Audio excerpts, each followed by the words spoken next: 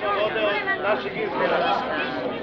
U samom kraju naših programa pozvao bih gospodina Četković Veselina, predsjednika organizacionog odbora Dana Zagrađana 98, naših domaćina, koji je pozvao nas da vam uručamo ovo veče, da vam se obrati sa par reči.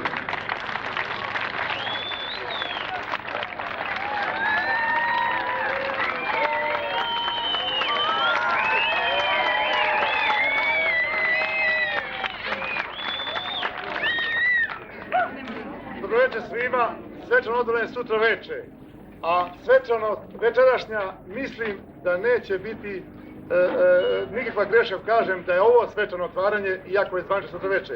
I da Bog da sve večeri bile kao što je ovo noćašnje. Ja se barem nadam da naši Zagrađani tako misle. I od srca se zahvaljujemo mi iz organizacionog odbora našim omladincima i deci, dečici iz Kulturno-umjetničkog društva Izvor iz Velike Krsne. Ujedno želim da ih sada već pozovem za sljedeću godinu i bilo koju drugu godinu, pa kad porastu i kad budu vidjeli ove snimke i kad budu vidjeli ovo naše nastaje koje raste zajedno s nama i zajedno s njima, da onda naše Kulturno-umjetničko društvo Izvor bude naš stalni gost. A vas želim da upoznam da su Dani Zagrađa danas zvanično otvoreni, sutra ponavljam, zvanično se otvaraju. Program je dosta opširan i dosta bogat, budite ljubazni, pratite ono što je istaknuto na plakatama. Ujedno da vas izvestim da se već u 20:30 na platovu, odnosno na plaži Maljevika imamo književno veče uz pratnju muzičku i tako to.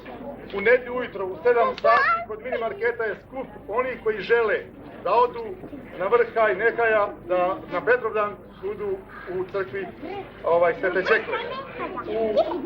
U ponedjeljak poslije podne, odnosno večernjim satima, imat ćemo u ovom istom modelu izložbu slika.